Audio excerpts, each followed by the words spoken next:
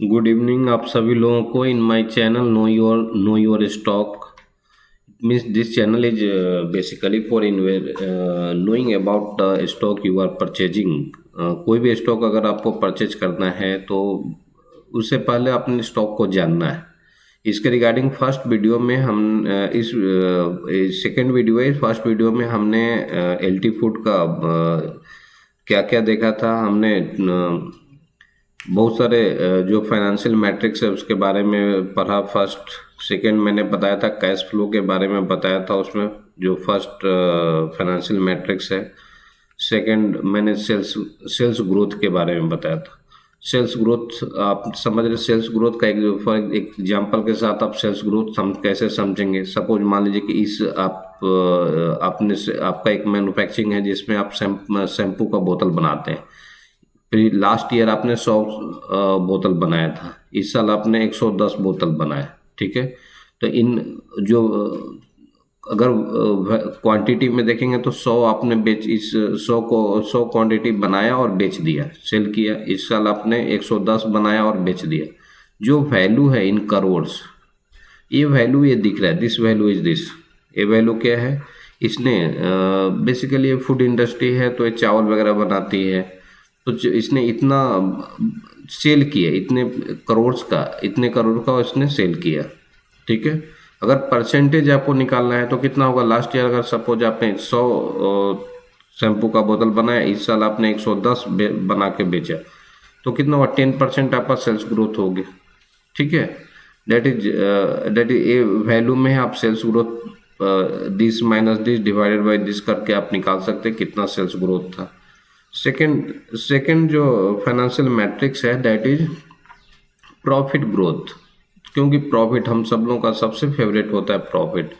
Profit growth देखने के लिए किसी भी कंपनी का हम क्या देखते हैं, PAT, that is PAT, profit after tax.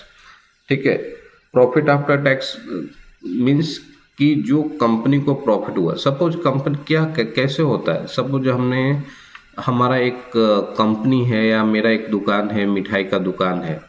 तो आपने क्या किया, उसके लिए मिल्क परचेज किया, शुगर परचेज किया, ऑयल परचेज किया, गैस परचेज किया, जो आदमी है उसको लाया, सब लोगों को आपने मान लीजिए कि 1,000 रुपये का आपने क्या किया कि मिठाई बेचा। ये 1,000 रुपये में आपका इनपुट क्या क्या है, ये आपका सेल हो गया। आपने शाम घर जाने समय देखा कि 1,000 का मिठाई बिका। इनपुट क्या क्या हो गया, शुगर हो गया, चीनी हो गया, गैस हो गया, ऑयल हो गया, जो मैन पावर है मिठाई बनाने वाला आदमी हो गया, एक दो और स्टाफ हो गया। सबका देखेंगे तो ये सब क्या हुआ, इनपुट कॉस्ट हुआ। तो आपने देखा कि इनपुट कॉस्ट कितना हो गया जी, 900। तो आपको प्रॉफिट क्या कितना हुआ, प्रॉफिट कितना हो गया आपका, 1,000 माइनस 900, तो कितना हो गया प्रॉफिट, 100 रुपीज। ये प्रॉफिट आपको कितना हुआ, 100 रुपीज। ये 100 रुपीज प्रॉफिट के ऊपर गवर्नमेंट भी टैक्स चार्ज करेगा। ठीक है, ये 100 रुपीज क्या है, बिफोर टैक्स है, profit before tax, profit before tax. ठीक है, प्रॉफिट बिफोर टैक्स, पैट ये होता है। ये 100 रुपीज क्या हुआ, प्रॉफिट बिफोर टैक्स हो गया। ठीक है, अब गवर्नमेंट क्या बोल देगी, गवर्नमेंट बोलेगी भाई मेरे को 30% का टैक्स चाहिए। ठीक है, तो 30% मतलब 100 माइनस 30, ये हुआ 100 माइनस 100 इंटू 0.30, दैट इज 70। यानी आपको कितना का प्रॉफिट हुआ, 70। अगर रुपीज में बात करें तो रुपीज में बात करेंगे तो रुपीज 70 रुपीज, सॉरी हमने कुछ गलत कर दिया क्या, हाँ आपने 100 रुपीज का है, रुपीज करोड़ में करेंगे तो करोड़ से में आपको 100 रुपीज का प्रॉफिट हुआ। ये 100 रुपीज में 30% गवर्नमेंट ले गया, यानी कितना हो गया, 70 रुपीज, 70 रुपीज आपको बचा। तो दिस इज पैट। आपको क्या देखना है, प्रॉफिट ग्रोथ में आपको क्या देखना है, डेट इज पैट, नथिंग, कुछ भी नहीं देखना, ओनली पैट देखना है कि भाई कितना बचता है बताओ। 100 रुपया बचता नहीं है, उसको बचेगा कितना, 70 रुपया बचता है। तो ईयरली सेल्स ग्रोथ किसी भी कंपनी का क्या होना चाहिए, एक ट्रेंड में होना चाहिए, अपवार्ड ट्रेंड में होना चाहिए। सपोज इस कंपनी का 395 था, 549 हो गया, 583 हो, मतलब इसका प्रॉफिट ग्रो कर रहा है। That you have to seen, profit आपको इसी तरह से देखना है। ठीक है, और हमेशा क्या देखना है, पैट ही देखना है जिस कंपनी के। मैं यहाँ पर किसका बात कर रहा हूँ, एलटी फूड का बात कर रहा हूँ। ये जो भी डेटा डाला हुआ है क्या है, एलटी फूड का। This is yearly sales growth है। आप देखेंगे हाफ ईयरली सेल्स ग्रोथ आपको ऐसा कुछ दिख रहा है, ठीक है।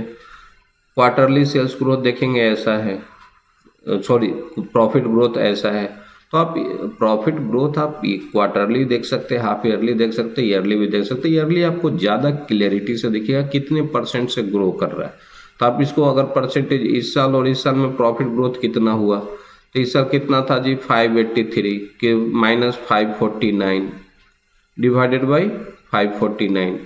इसको कैलकुलेट कर लीजिए, आपको क्लियर हो जाएगा कि कितना परसेंट से प्रॉफिट ग्रोथ हो रहा है, ठीक है। एक फैक्टर है फाइनेंशियल मैट्रिक्स है जिसको देखना बहुत जरूरी है। अगर आप वन ऑफ द मैट्रिक्स है, बहुत सारे हैं।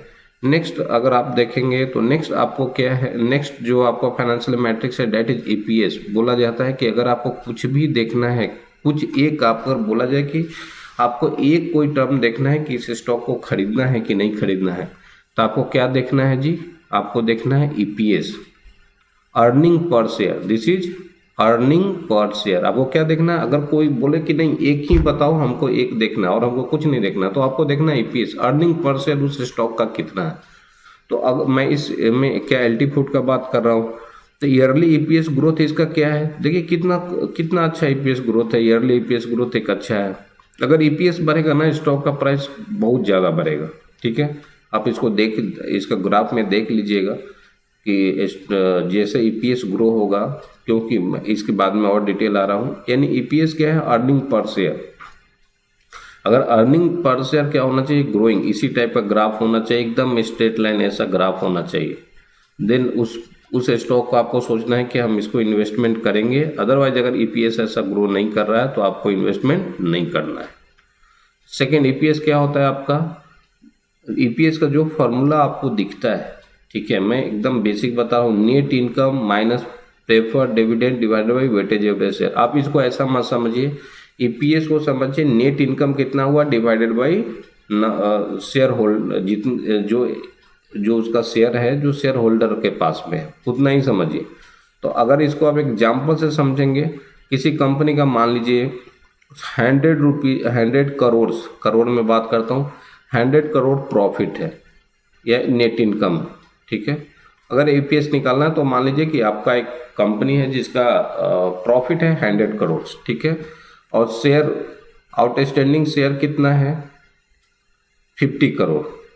जो आपका आउटस्टैंडिंग शेयर कितना है जी 50 करोड़। मतलब जो शेयर होल्डर, जितना शेयर होल्डर, कितना आपके पास शेयर होल्डर कितना है, अगर देखेंगे शेयर आउटस्टैंडिंग मतलब शेयर होल्डर का जो शेयर है, शेयर कितना है, नंबर ऑफ शेयर कितना है आपके पास 50 करोड़। समझ गए।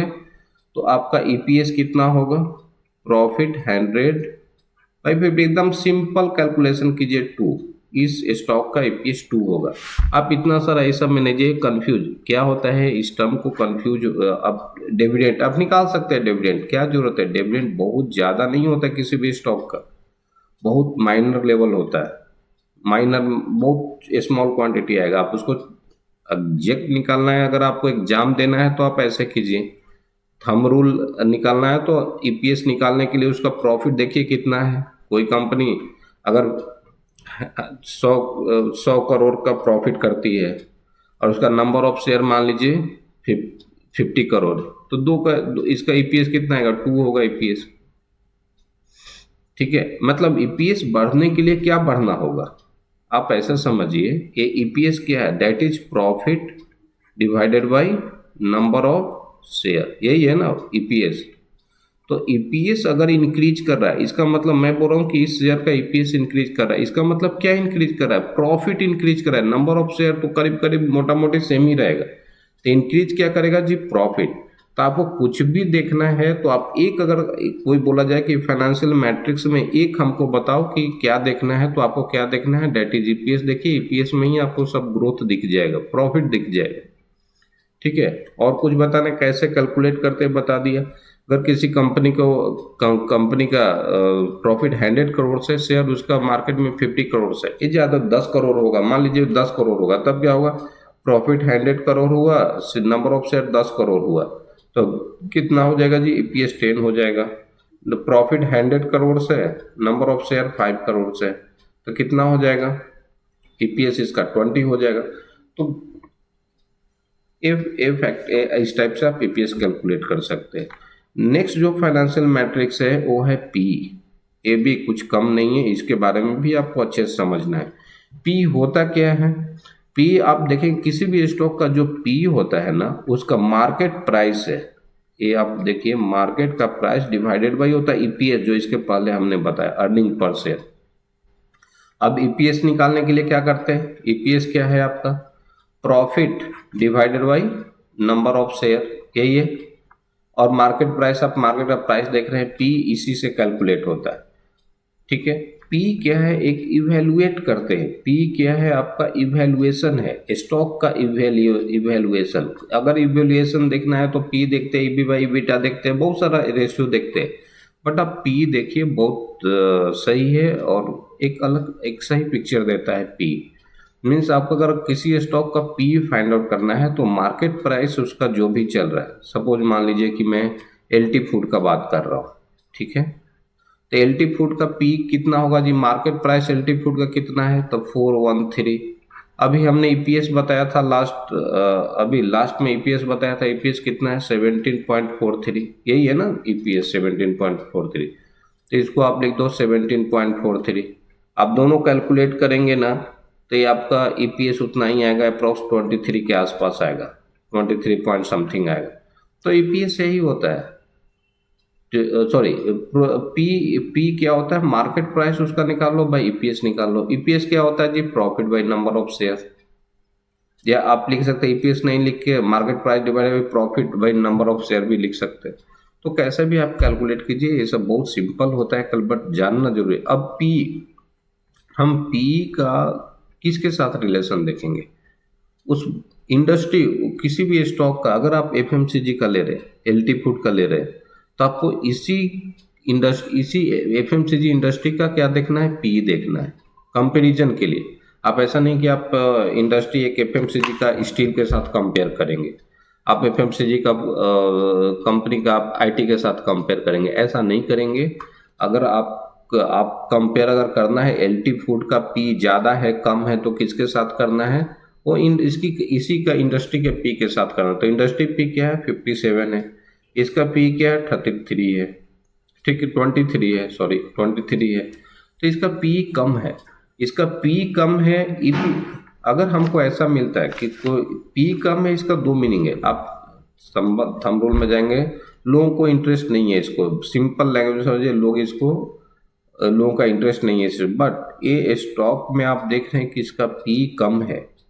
अगर किसी स्टॉक में पी कम हो, आरओई ज़्यादा हो, ईपीएस अच्छा हो, सेल्स ग्रोथ अच्छा हो, तो क्या है, सोन एकदम मतलब बोला जाए तो बहुत ही अच्छा है, यानी इन फ्यूचर वो आपको बहुत अच्छा पैसा दे के जाएगा वो स्टॉक, क्योंकि जैसे पी एक्सपेंशन होगा ना, पी एक्सपेंशन होगा, इसका प्राइस का ये गुना हो जाएगा, ठीक है।